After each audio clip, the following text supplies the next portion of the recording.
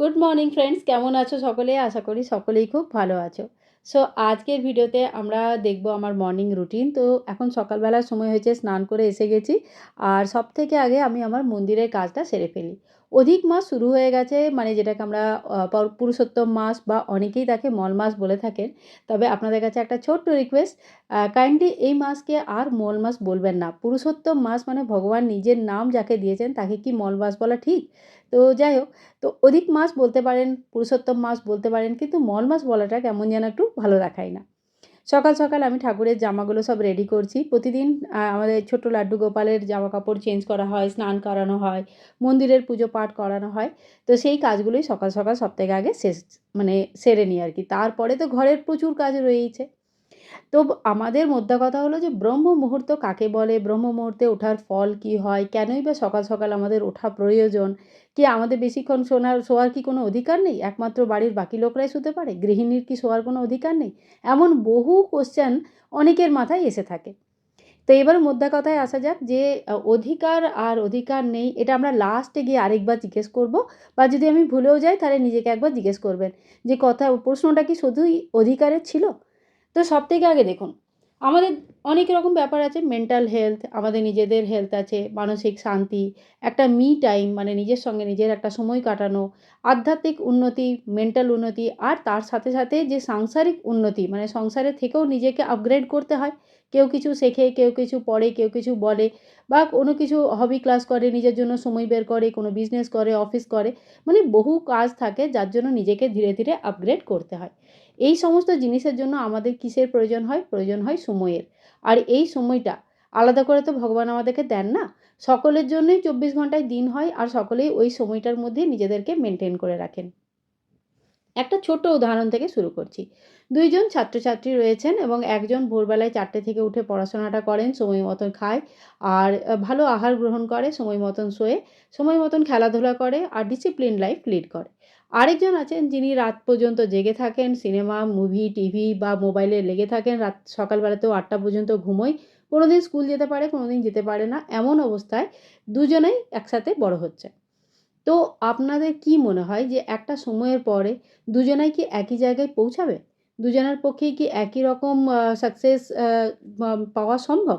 তাহলে এখানেই তো আমাদের অধিকার বোধের ব্যাপার না। ব্যাপার হচ্ছে আমরা নিজেকে কতটা ভালোবাসি, নিজের জন্য কতটা সময় আমরা বের করতে পারি, বা আমার কি সত্যিই নিজের জন্য সময় বের করার প্রয়োজন আছে? সেই সময়টা আমরা কোথা থেকে বের করব? এই কোয়েশ্চেনগুলো যখন সেলফ ইমপ্রুভমেন্টের জন্য নিজেকে প্রশ্ন করা হয়, তখন তার উত্তর হলো যে ব্রহ্ম মুহূর্তে যারা ওঠে, সকালবেলায় ওঠে, সেই সকালবেলার যে energy, less sound pollution, less air pollution. তো এই যে সময়, এই সময়ের পাখির হালকা আওয়াজ, একটা মৃদুমন্দ হাওয়া, শান্ত পরিবেশ, অনেকেই হয়তো ঘুমোচ্ছে, নিজের সঙ্গে নিজের কথা বলা, নিজেকে চেনার একটা সময়, আধ্যাত্মিক জগতে নিজেকে মানে আরও উন্নত করার একটা সময়। ঠাকুরের পুজো করলে কনসেন্ট্রেশন বাড়ে। ঠাকুরের পুজোতে ঠাকুরের যত না উপকার হয় না, তার থেকে হাজার লাখ গুণে আমাদের নিজেদের উপকার হয়। আমরা ভগবান বিষ্ণুকে একটা ফুল চড়াবো সেই আশায় উনি বসে নেন কিন্তু। তিনি কিন্তু জগতের পালনহর্তা, তিনি পালনকর্তা, তিনি কখনোই কিন্তু বসে নেই কি কে আমাকে কি মন্ত্র উচ্চারণ করবে তবে গিয়ে আমার দিন চলবে। এমন ঘটনা নয় কিন্তু। আমাদের নিজেদের কনসেন্ট্রেশন, মানসিক শান্তি, মেন্টাল হেলথ, ফিজিক্যাল হেলথ, খাওয়া-দাওয়া, বচন, বিচার, এই অনেক জিনিসের উন্নতি করার জন্য কিন্তু আমরা একটা ডিসিপ্লিন ওয়েতে যাতে বাঁচতে পারি, তাই জন্য আমরা এই রাস্তা চুজ করে নিই।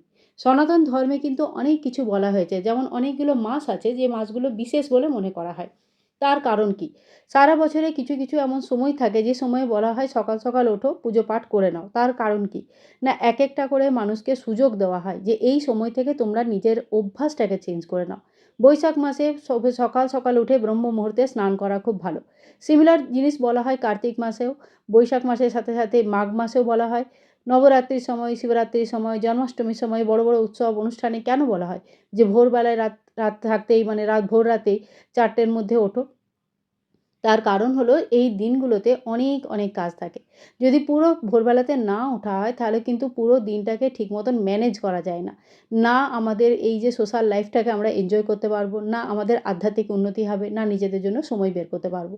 তো ভোরবেলায় উঠে যে সমস্ত গৃহিণীরা নিজেদের কাজকর্ম সকাল সকাল সেরে নেয়, ধরুন আপনি ৪টে বা ৫টার সময় উঠে যান। আর সকাল 7টার মধ্যে আপনার জলখাবার, পুজো, পাঠ, স্নান, ঘর পরিষ্কার করা এই 3 ঘন্টায় আপনি যদি করে রাখেন, তাহলে পুরো দিনটাতে অসম্ভব সময় পাওয়া যায়। এর মাঝখানে 7টা থেকে বা 8টা থেকে 10টার মধ্যে বাড়ির রান্নাবান্নাগুলো করে পরেও কিন্তু মি টাইম বের করা কোনো মানে একদম কষ্টকর বা অসম্ভব ব্যাপার নয়। এরপরে আপনাদেরকে একটা বই দেখাচ্ছি। বইটা হিন্দিতে, যদিও অনেকে হয়তো হিন্দি পড়তে পারেন না, আবার অনেকে হয়তো খুব ভালো করে পড়তে পারেন।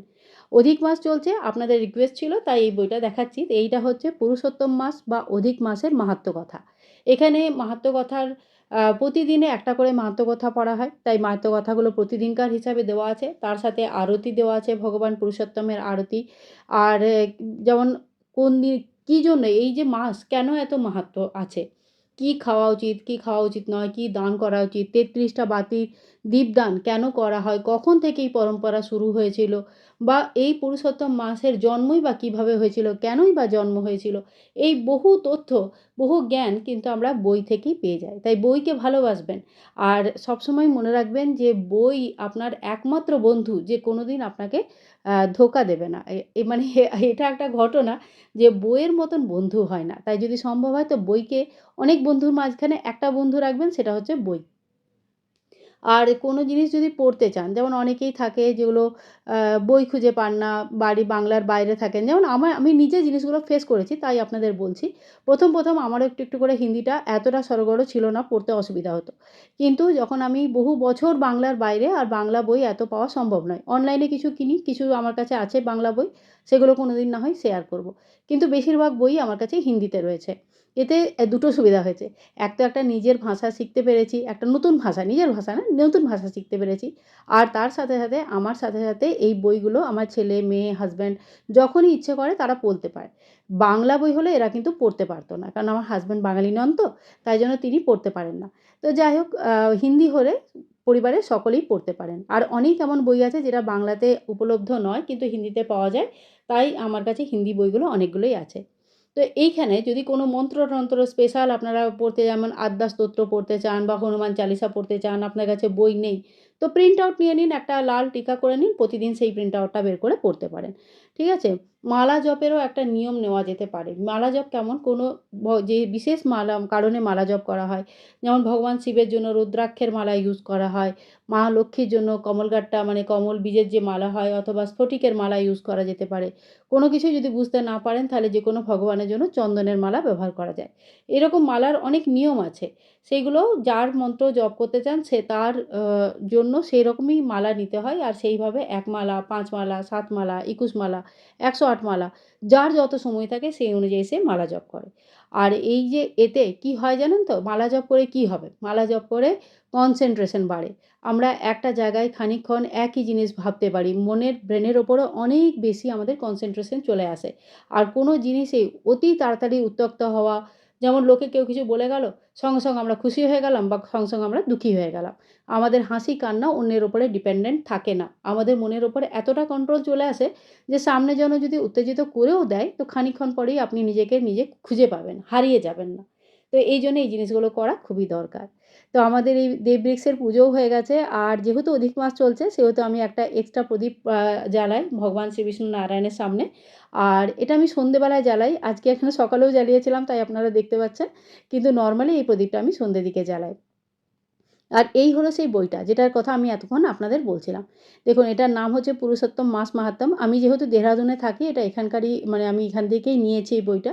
আর এই দেখুন, একটা, একটা করে এখানে অনেক রকম অধ্যায় দেওয়া আছে। ঠিক আছে? আর টোটাল এখানে দেখুন ৩১টা অধ্যায় দেওয়া আছে। তো প্রতিদিন একটা করে অধ্যায় পড়তে হবে আমাদের এইভাবে। আর লাস্টে যেটা ২ টো এক্সট্রা একাদশী আসে। যেকোনো পুরুষোত্তম মাসে ২ টো একাদশী এক্সট্রা থাকে।